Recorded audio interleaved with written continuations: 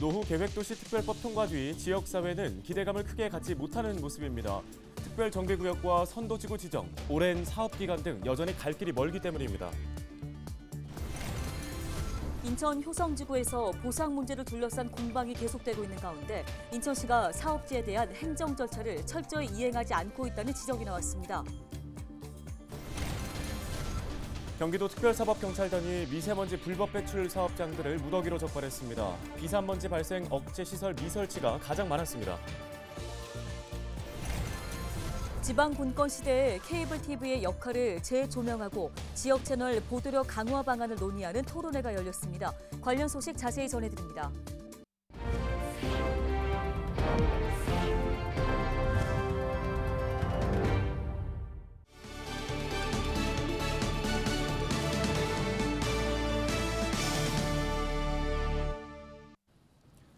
시청자 여러분 안녕하십니까? 헬로티비 뉴스입니다.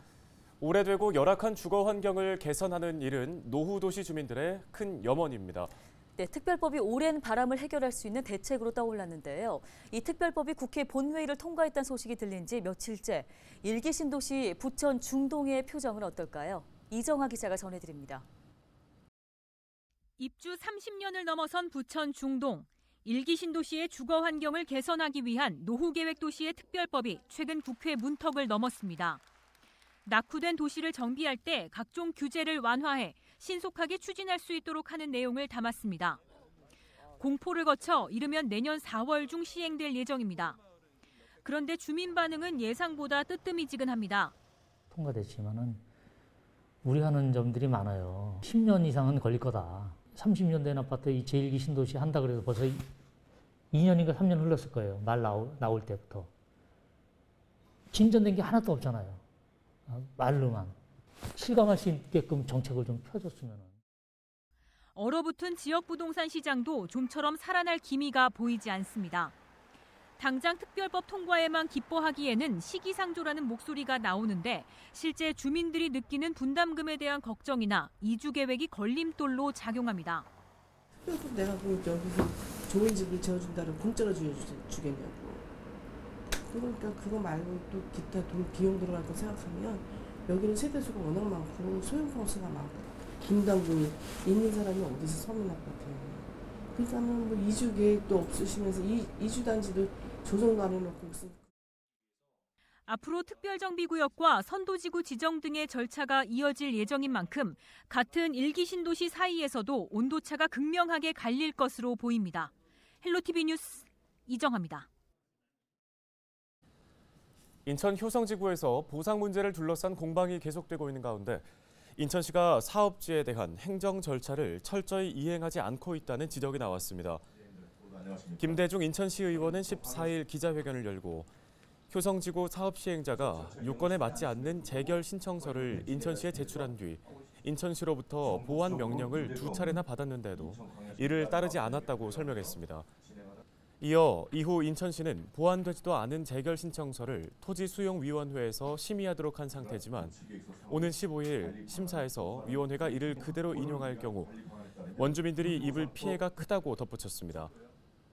김 의원은 이날 또 관련 법령을 준수하지 않은 시행사에 대해서는 실시 계획 인가를 취소하거나 공사를 중지해야 하지만 인천시는 이미 철거가 대부분 끝난 사업지에 무의미한 철거 공사 중지 행정 처분만 내린 상태라며 그동안의 행정 절차가 합당한지 재검토하라고 촉구했습니다. 과거 민선 7기 행정부에서 재결 신청이 불가능함에도 이를 접수받아 재결 인용까지 이루어진 전례를 염려하여 이와 같은 일이 두 번 다시 일어나지 않도록 인천시의 철저한 행정을 요구하는 바입니다. 미세먼지를 막기 위한 많은 노력이 이어지고 있는데요. 이런 노력을 비웃듯 미세먼지를 불법 배출한 사업장들이 무더기로 적발됐습니다. 네, 매년 11월부터 미세먼지 농도가 높아집니다. 미세먼지 배출 사업장에 대한 보다 세심한 관리가 필요한 시점입니다. 이재필 기자입니다.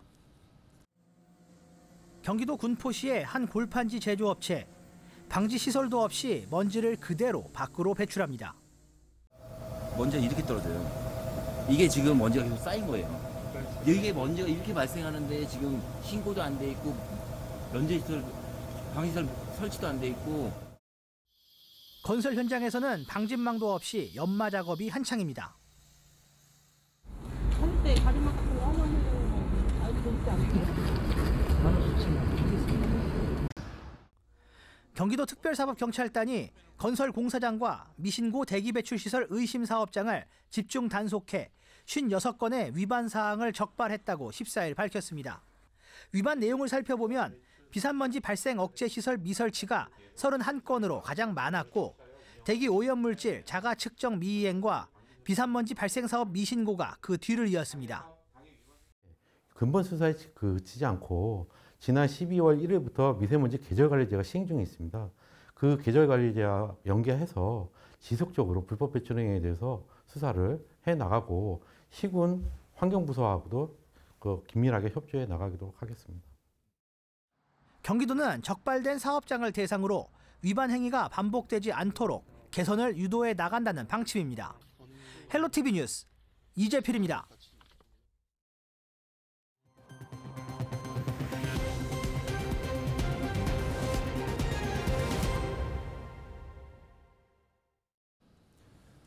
다음 소식입니다. 지방 분권 시대의 케이블 TV의 역할을 재조명하고 지역 채널 보도력 강화 방안을 논의하기 위한 토론회가 국회에서 열렸습니다. 지역 뉴스를 전하는 지역 방송 기자단체인 한국 케이블 TV 기자협회 창립을 기념해서 마련된 건데요. 토론회에서 어떤 이야기들이 논의됐는지 김신혜 기자가 취재했습니다. 한국 케이블 TV 방송 기자협회 창립을 선언합니다.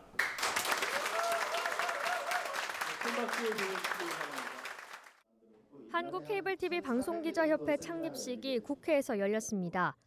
케이블 TV 기자협회는 지역 뉴스를 전하는 케이블 TV 기자단체로 LG엘로비전을 포함한 12개 회원사로 구성돼 있습니다. 케이블 TV 기자협회는 상호 간의 협력을 통해 지역사회의 건전한 여론 형성을 도모하고 지역 언론의 자유와 자치분권에 기반을 둔 민주주의 발전에 기여함을 목적으로 하고 있습니다.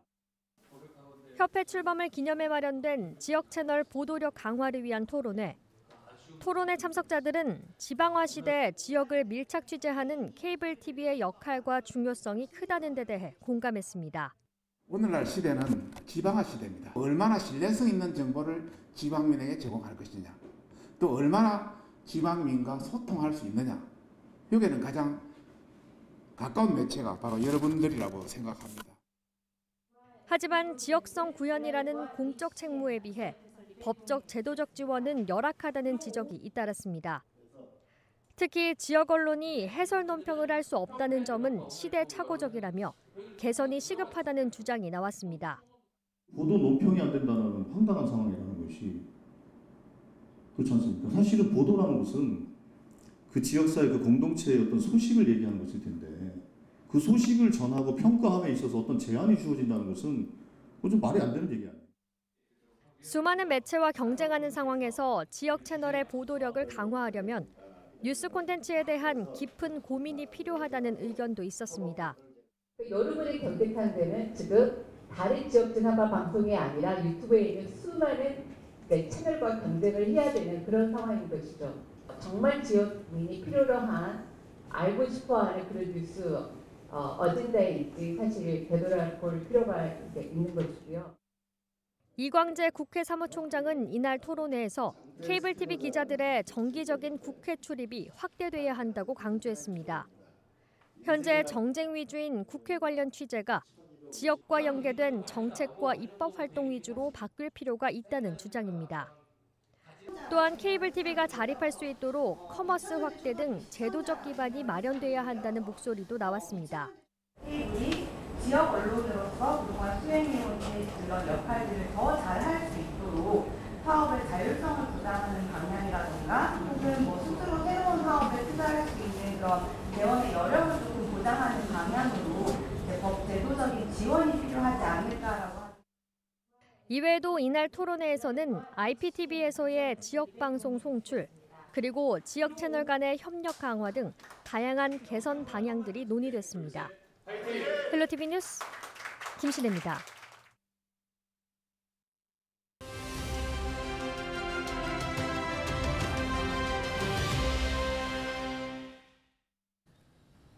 김포에서 최근 공공심야 어린이병원과 심야 약국 지원 조례안이 시의회를 통과했습니다. 지역의 의료 서비스를 개선하려는 노력들이 늘고 있는 모습인데요. 네, 오늘은 해당 조례안을 대표 발의했던 오강현 김포시의회 부의장 전화 연결해서 자세한 이야기 나눠보겠습니다. 부의장님, 먼저 해당 조례를 마련하게 된 그 이유부터 좀 설명해 주실까요? 네, 이번 조례는 공공심야 어린이병원과 공공심야 약국의 운영 및 지원에 필요한 사항을 규정함으로써 심야 시간과 토, 일, 공휴일에 소아경증 환자의 의료 서비스 이용 보장과 김포 시민의 의약품 접근성을 늦은 시간까지 편하게 하실 수 있도록 하기 위한 목적으로 발의 제정하게 되었습니다. 네, 그럼 이번 지원 조례에 어떤 내용들이 담겨 있습니까? 네, 이번 조례의 주된 내용은 지정된 공공심야 어린이병원과 공공심야 약국을 대상으로 지원 사업, 관리, 지정 취소, 홍보, 지원 절차 등을 담고 있습니다. 특히 지원 사업에는 심야 시간 진료 및 운영에 따른 경비 보조 사업, 공휴일 진료 및 운영에 따른 경비 보조 사업 등을 담았습니다. 그 밖에 공공심야 어린이병원 등이 소아 환자 등에 대하여 시장이 필요하다고 인정하는 공공의료 서비스 사업을 수행하는 경우 이에 따른 경비 보조 사업을 조례에 정확하게 명시를 했는데요. 이용 실태를 정기적으로 조사하고 지정 목적에 맞게 잘 운영되는지도 감독하도록 하였습니다. 그리고 문제가 있을 경우는 시장이 지정 취소를 경기도지사에게 건의할 수 있는 조항도 넣었습니다. 마지막으로 시민들이 공공심야 어린이병원과 약국을 많이 알 수 있도록 적극적으로 홍보를 하도록 하는 내용을 조례에 담았습니다. 네, 그럼 공공심야 어린이병원 지원 조례가 생긴 뒤에 지역사회는 어떤 변화를 예상해 볼 수 있을까요? 네, 김포시는 올해 6월 전국 기초자치단체 최초로 달빛 어린이병원 3곳이 지정되며 소아경증 환자가 심야 시간과 공휴일에 응급실이 아닌 외래에서 진료받을 수 있어 의료 편의성과 비용 부담 감소 면에서 시민들의 기대가 컸었습니다. 그러나 사실상 병원 측에서 인력난과 운영 손실을 이유로 사실상 심야 진료를 하지 않게 돼서 달빛 어린이병원 지정 취지가 무색한 상황이었습니다.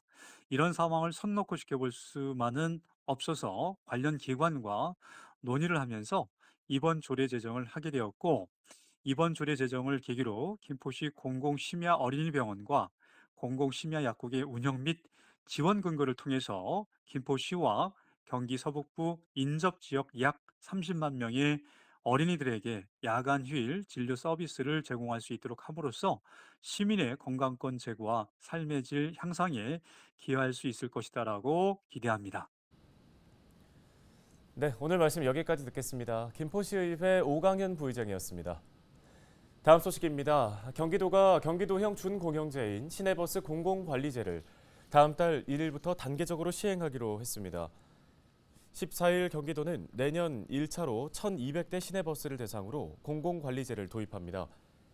도는 시군을 오가는 시내버스 700대 중 신규, 휴업, 폐업 노선 등 일부 노선 시내버스를 제외하고 다음 달 1일부터 공공관리제를 시행할 방침입니다. 다음 달 1일부터 공공관리제를 도입하는 노선은 오는 20일 버스정책위원회를 거쳐서 확정됩니다. 경기도는 전체 시내버스는 1,500여 대로 이 중 2,700여 대 광역버스는 이미 공공버스 등 준공영제를 시행하고 있습니다. 경기도 관계자는 내년부터 2027년까지 공공관리제를 시행하면 사실상 경기 지역 모든 시내버스를 준공영제로 운영하게 된다고 말했습니다. 부평구 문화도시센터가 오는 20일 부평아트센터 달놀이 극장에서 2023년 음악살롱 도시 음악을 기록하다 토크 콘서트를 개최합니다. 토크 콘서트에서는 1970, 80년대 포크 음악과 부평의 음악적 역사 이야기를 들을 수 있는데요. 관람료는 무료이며 부평구 문화재단 누리집에서 1인 2매까지 예매할 수 있습니다.